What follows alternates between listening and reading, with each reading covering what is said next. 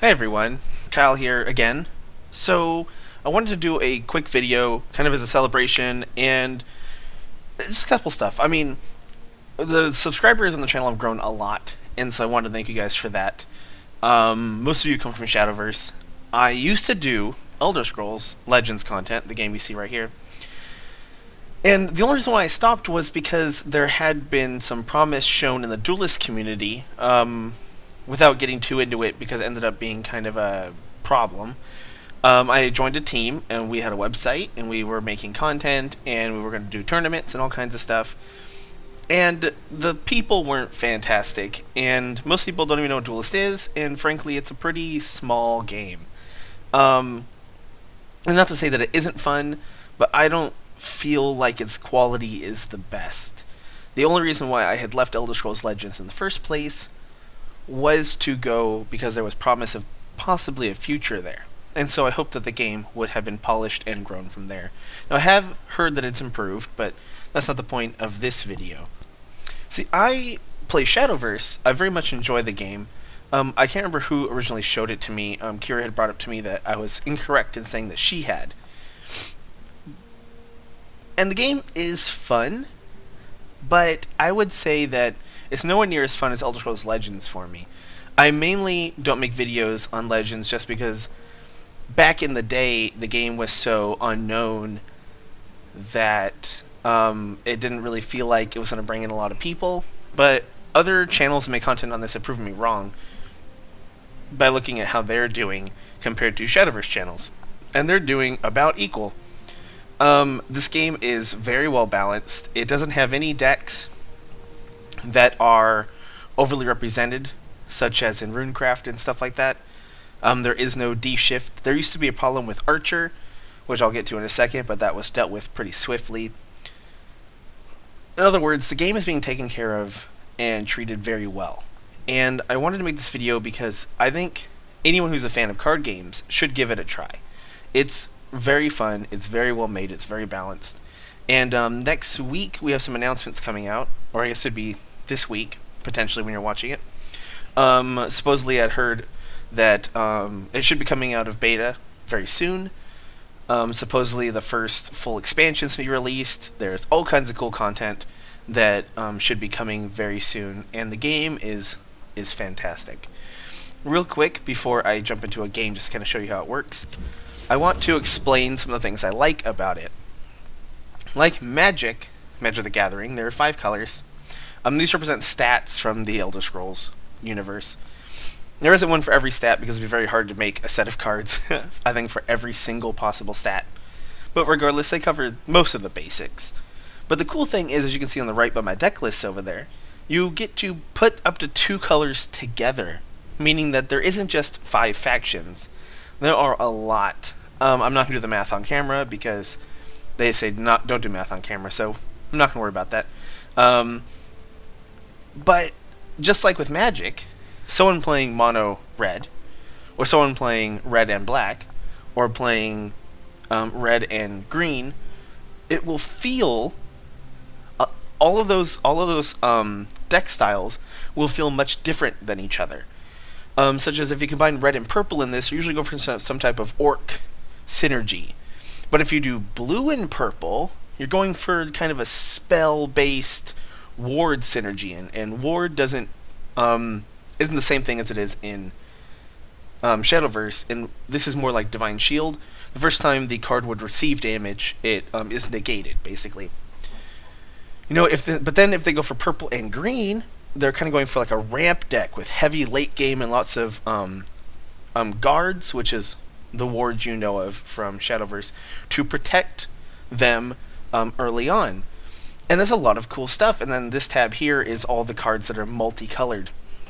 My collection isn't huge because when I was making content and trying to be competitive, I was doing the no-no of disenchanting things to make stuff. And so my collection isn't huge, but I did get to number 43 Legend at my peak. I didn't end the season there. I don't remember where I ended at.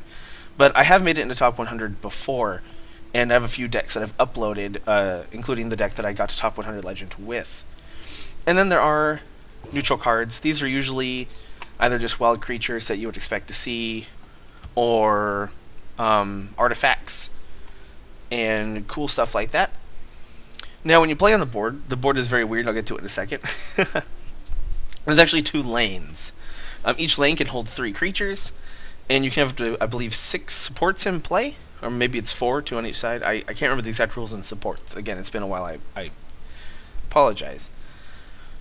Basically, the left lane is just a standard lane. You play a creature, it enters play, it sits there, there it is.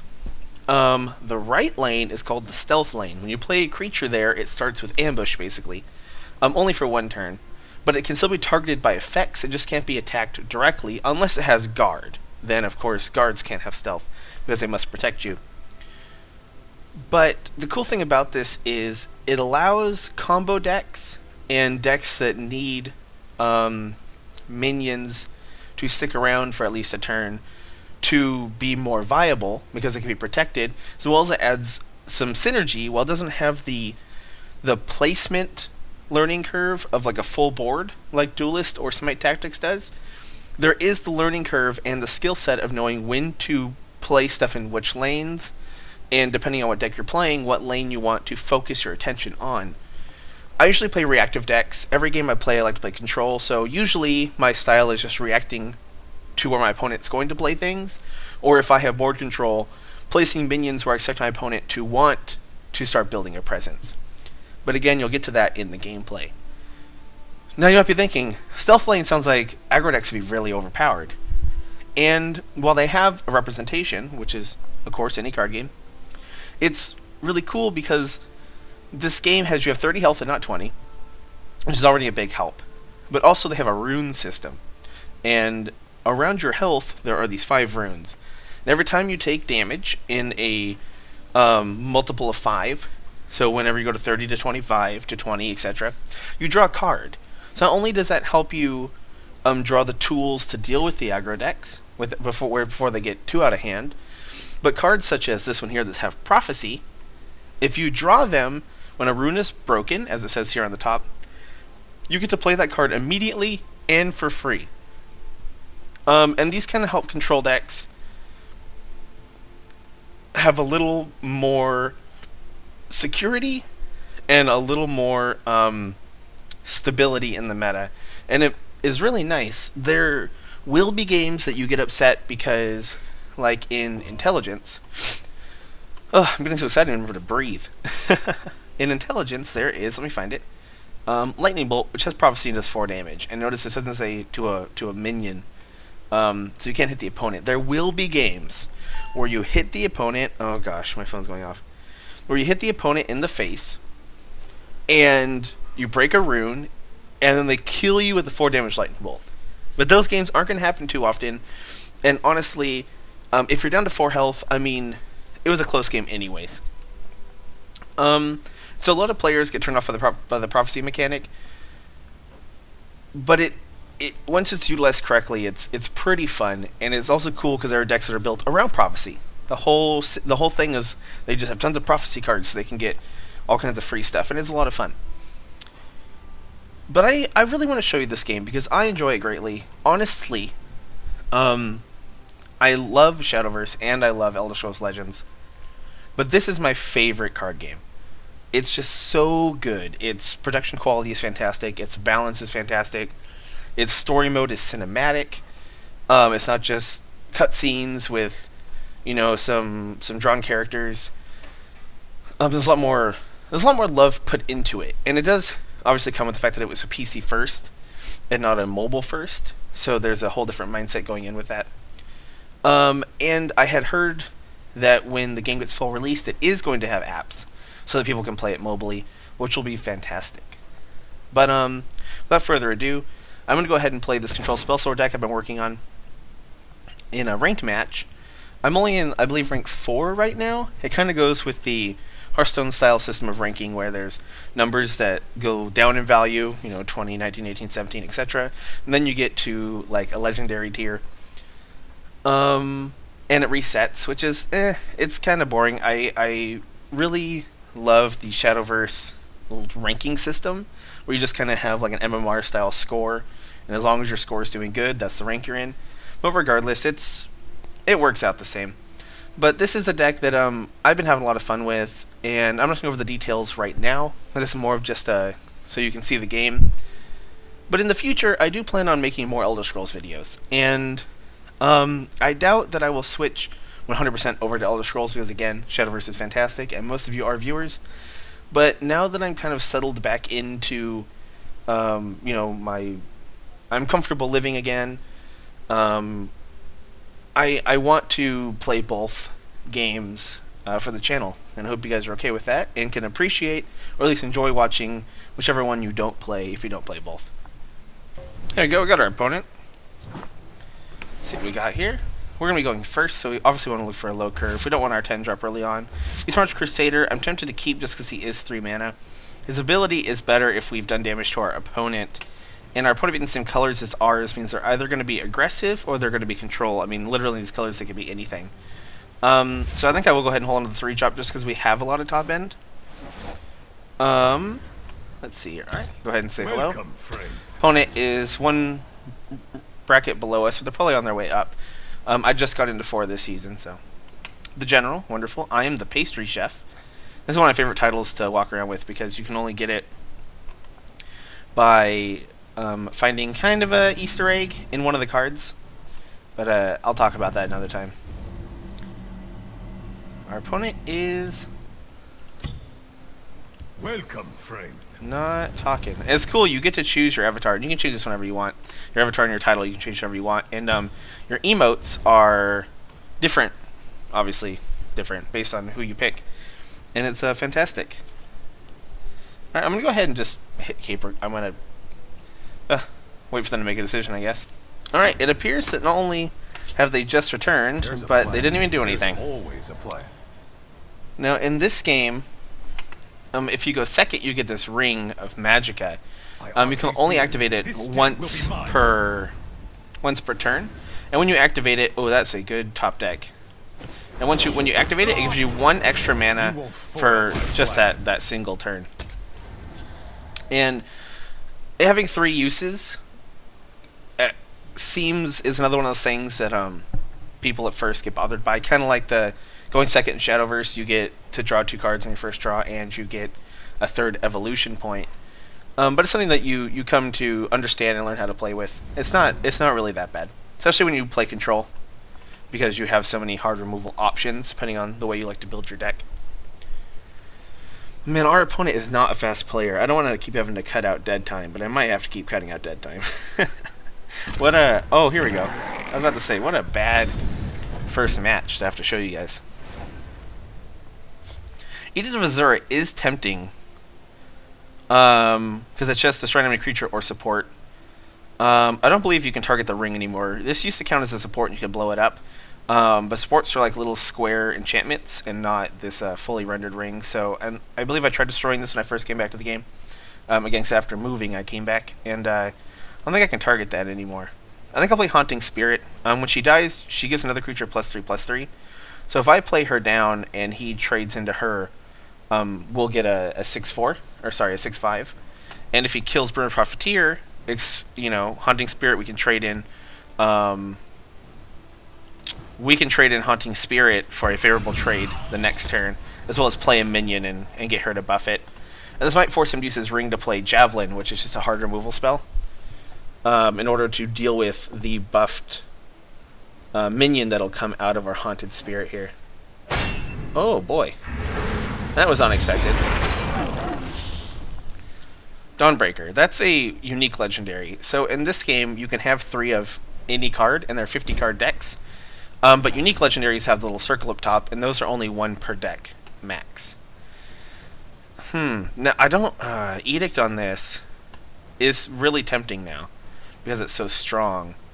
Sometimes you do want to take damage, though, in order to get the rune, and since this would trade evenly for that, and if not, would require him to use a removal spell, I'm just going to go ahead and develop the Eastmarch Crusader. This lets us trade into the Hive Defender, unless he wants to use another spell to deal with this. And if he hits us, I don't mind drawing a card. Mummify, okay. And he took the trade. This day will be mine. I was not expecting that at all. Alright.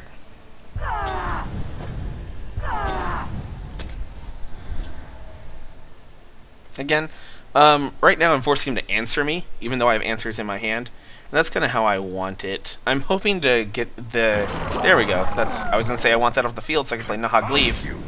He's a 7/7 with hexproof if you come from magic. Basically, he can't be destroyed by targeted abilities.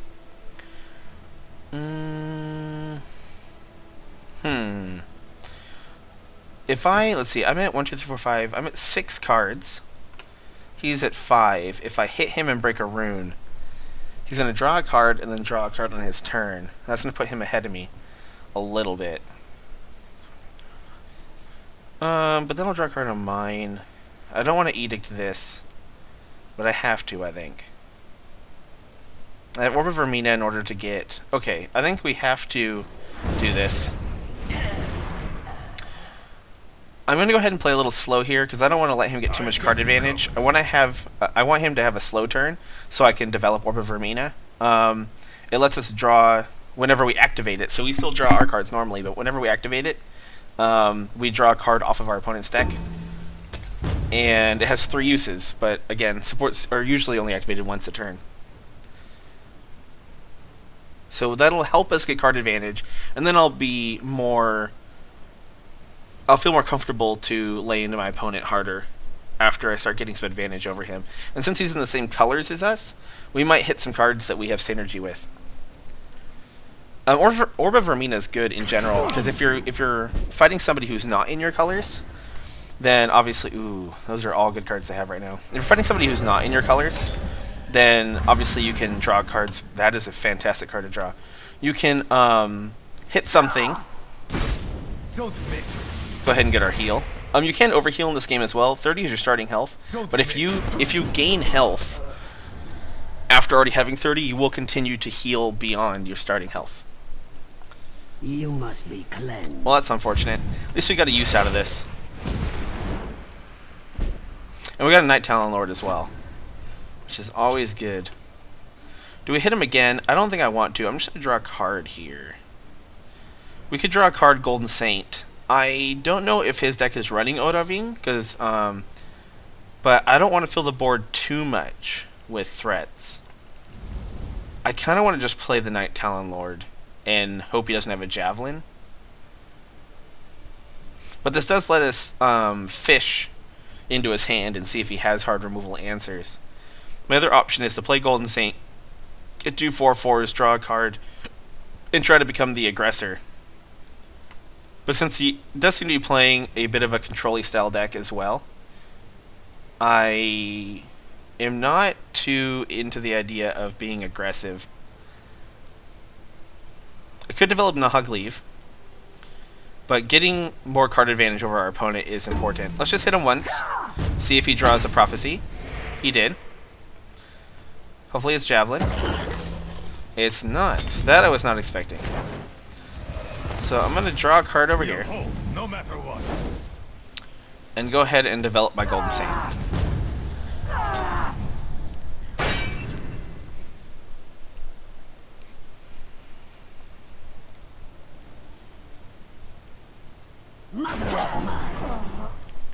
Now you will see real power. That is unfortunate. Oh, if only we had one more mana, we could steal this.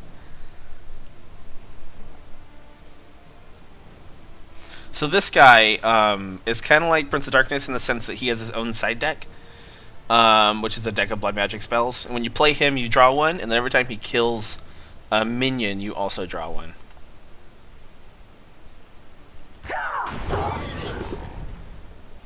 I am going to go ahead and play Night Talon here, because if he doesn't have a hard removal answer for Night Talon, we can potentially kill the Blood Magic Lord and steal it from him. Can I hit him for 4 here? I don't want to hit him for 4 here. And if he does have a Javelin and is forced to use it on Night Talon, then he won't have it for things like Mirak and Odahviing.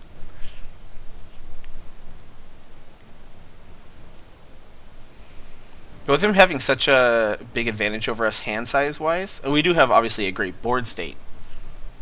But since his hand is is so much dominant in size over ours. This is when I want to start slowing down a little bit, or try to force him to... Oh, okay. Again, hopefully it's not Javelin.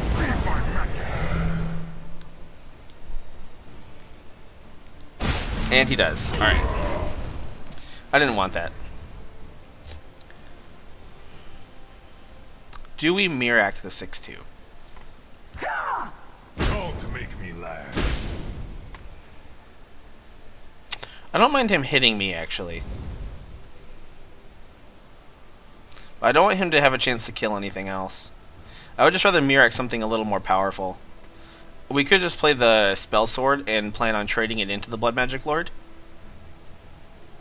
I think that's what we're going to do. My Arcane Beard, this day will be mine. Shadowfen Priest I want to save in case he plays a support card, since it could destroy a support or silence an enemy creature. And Oda, well, I could play Nahagleave over here, just to try to put him in range of dying a little faster. But I don't want to hit him for a whole bunch of damage right now, just because he would end up drawing a card off this rune, and he already has so much advantage over me just in hand size. I don't want him hitting removal spells. And I am more than willing to accept this 11 damage, because it would draw me at least one card. That is unfortunate. While Nahagleave does have immunity to spells, he does not have immunity to creature abilities. Hexproof and Magic is you just can't be targeted at all, whereas in Legends, you just can't be targeted by actual spells. Manticora, fantastic. I have a way to deal with this. Confound you! When you play Manticora, it's a 6/6 guard, and it destroys an enemy creature in the same lane as it. It used to destroy an enemy creature in general. You used to be able to play it and then destroy any creature. But that did make control decks become a little more powerful than they wanted them to be, and so it had to be changed, sadly. I say sadly, that's just I'm a control player. I will go ahead and Manticore here. And then we're going to hit him. We're just going to go for damage. Don't make me laugh. Force him to answer our board. He could obviously play his Oda Ving this turn, which would kill everything but our Manticore, but we can steal it with Mirac, which is the main reason why I did Manticore over Mirac. Stealing a 6/6 obviously would be powerful, but if he's playing a... He's obviously playing a control deck as well, but mine seems to be a little more aggressive than his. And him playing a control deck means that he most likely has some pretty big guys that I'd rather hit with Mirac. Alright, that's one of the cards from the Blood Magic deck. No prisoners. I am a child of darkness. That's not what I want to I will Mirac. protect the hist. There is that. Ooh, but I might have to. He didn't seem to have removal in his hand, though. He will gain a lot of health from that, so I think my only choice is to Mirac the 6/5. I don't want him gaining too much health right now.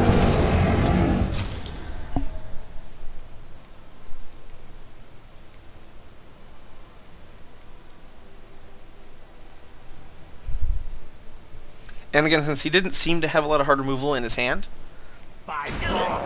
I'm expecting at least some of our bigger minions to stick. Excellent.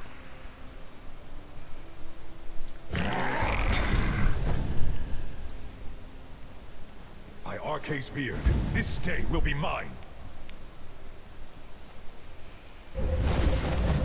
Drain life. Ooh. 5, 6, 7, 8, 9, 10, 11, 12, 13. We're one off lethal now, which I definitely don't like. Yo, pursue! Alright. We're gonna just play the attrition battle here. Now you will see real power. Drain life, that's a great card. Pursue! Put him back down to 9. We have 2 hard removal options in our hand now through Manticora. Oda Ving to clear a board of small creatures, Shadowfen Priest to deal with any support or guards or anything powerful that he tries to play in our way. He still has one more Blood Magic spell, I believe, in his hand. which is it's either going to be Drain Life, obviously, to give him life, but I feel like he would use it last turn. It could be Raise the Dead, which resurrects one creature from each graveyard into his, one in each lane. Or it could be the 2/2, the 5/5 Gargoyle.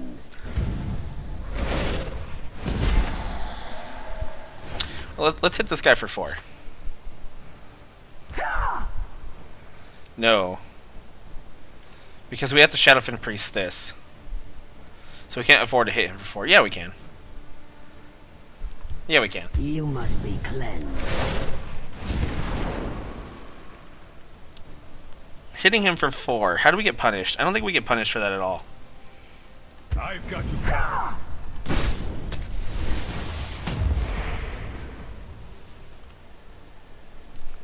Again, the only thing that really punishes us here is Odaving. But we can kill it. There it is. But we can kill that with Manticore. And so this is unique. We'll have to deal with one of them. So once we Manticore this, we should be set.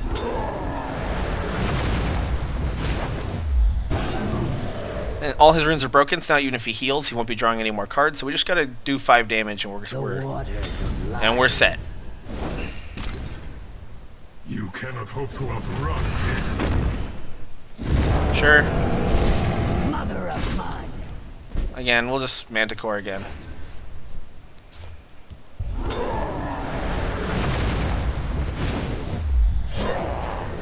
Now, if he has another Manticore or any type of hard removal spell, we are looking pretty bad here. I'll be straight up. We'll be looking pretty bad.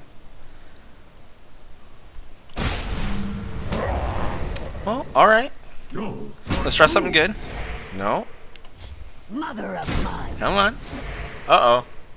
Feed and flee. Oh, wow. This has changed around pretty fast.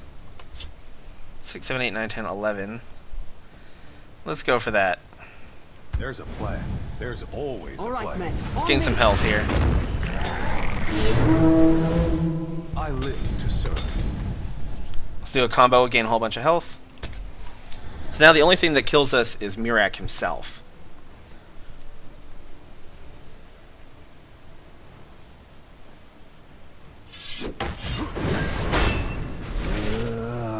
Oh, and we lost. Well, it has been my honor. That was pretty cool. Alright. I can't even be mad.